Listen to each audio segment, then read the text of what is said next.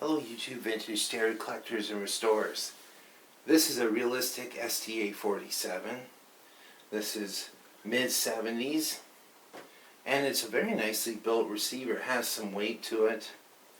If you look it up, it really is rated at 8 watts per channel, but it actually is a very solid sounding receiver.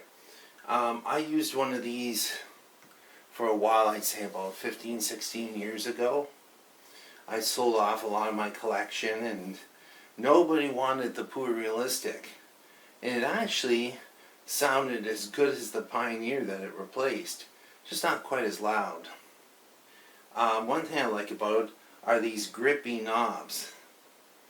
And if you look at them, they're real catchers of dirt, but this one is very, very clean. I bought part of the collection and this was in it.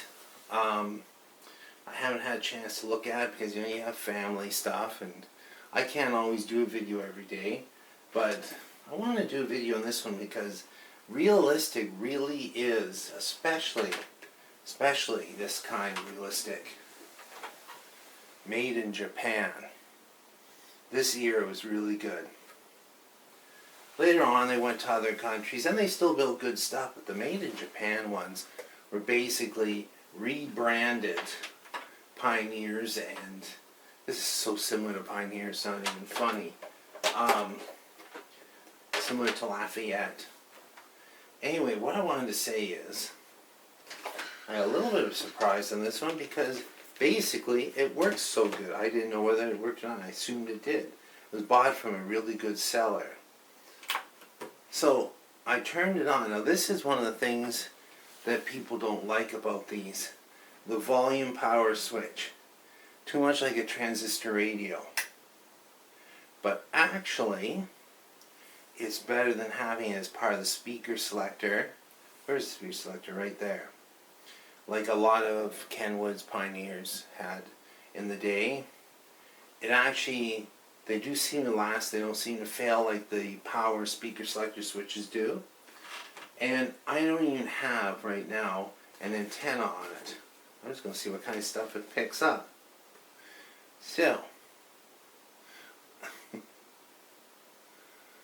great, it's really good FM. And if you look, this is the kind, I'm going to turn off this light so you can see this in action. Watch the pointer. As it tunes into a stereo station, it goes red. Tunes away, it goes back to white. There's two miniature bulbs in there. So this is actually picking up stuff up and down the dial, no problem.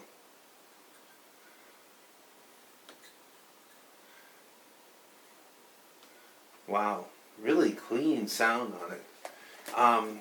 It looks to be all original. Oops, there goes my headphones in the garbage. And nice looking faceplate. I just took a quick look and I realized, hey, there's some LED fuse lamps in here. Okay, cool. Very cool. Yeah. So don't have to worry about changing that. I just want to talk a little bit about the construction of the unit. Probably the best way to do that is to put it up on its end and I can show you the boards. But just as an overview, there's a lot of metal in this unit. It's very solid. It's on a stamped steel chassis and it has a great heat sink, nice aluminum faceplate. People seem to get hung up on this, so I want you to forget about that part. So let's talk about the build and circuitry on this for a while. As you can see, it's a combination of point-to-point and printed circuit boards, which is typical. These were 1974-75 model.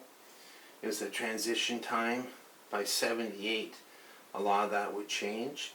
But anyway, it does have significant, how can I put it, improvements in circuitry over ones just a few years before. If you look at it, I'm just going to go around here where you can see the components. Well, actually, it has really good ALPS controls and switches. And the Japanese built ones, not that that's the be all and end all, but in these it is.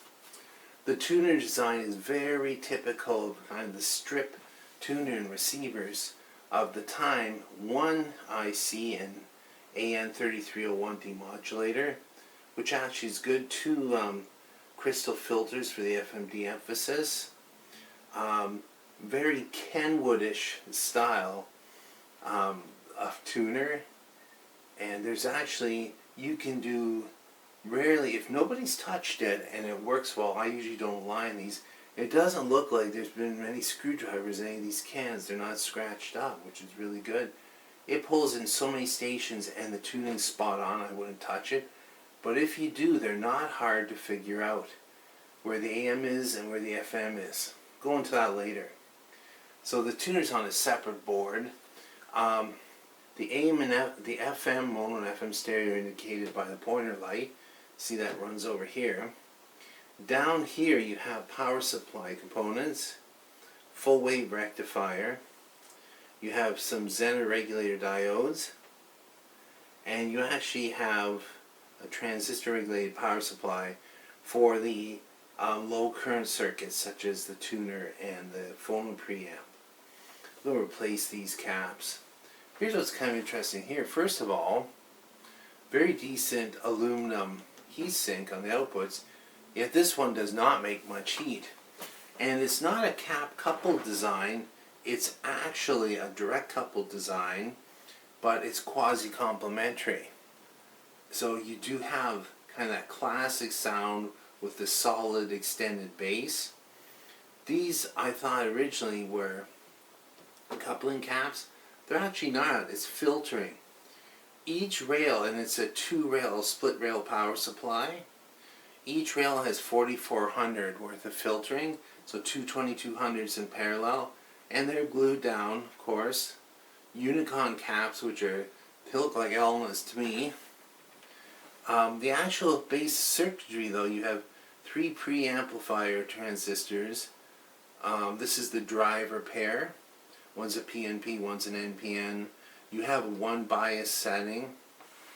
Emitter resistors are on the board there. Get some light on that. Transistors are here, so they're NPN, they're D3130, Sanyo. They're all the same ones, same lot number, so that's kind of cool. I don't see anything that's been replaced or resoldered in here, and it works quite well, but I do want to spend a little time on it. I'm going to replace these. I think what I might actually do, I have a couple 4700, some Nichicons that are about the same size as this, so instead of having two, have one together. And it's amazing for what's basically 10 or 12 watts in a very entry-level receiver. It actually has some pretty refined circuitry, like the separate phono preamp. It's a 2-transistor preamp equalizer.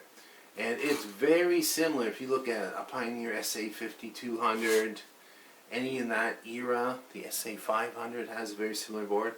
Kenwood KA2000. The Sensu AU2222 is the same design. 2 transistors, rest is an RC network. 2 coupling caps on each side, electrolytic coupling caps. I think one's a 4.7, one's a 10. Some filtering here. And it's interesting, I listen to a lot of records on weekends, and I'm always buying records from the thrift store, that kind of thing, and I find this 2-transistor basic preamp works really well. I was listening to that Kenwood I recently got that has a IC preamp in it, 2 little op-amp chips. I don't think it's any better. I think this sounds just as good. But put your opinion on that.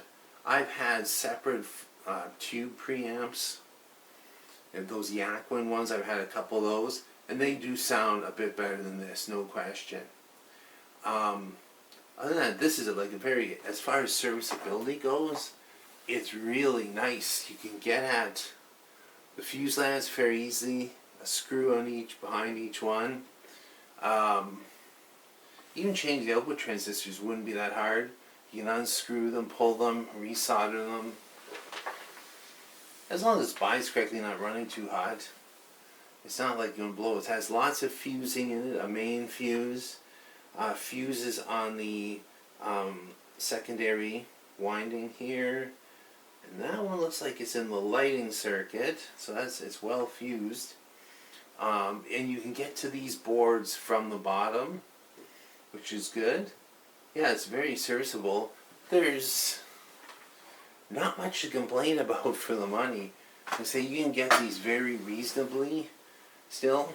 And the higher models that have, you know, more power, the flagship models, of course, they're up there with the other brands like Sansui and Kenwood. But you really, if you want an entry-level stereo that's more than just a cheapie, you can get a lot out of one of these, a lot of good listening. Anyway, I hope I've changed your mind. Realistic. Thanks for watching and listening.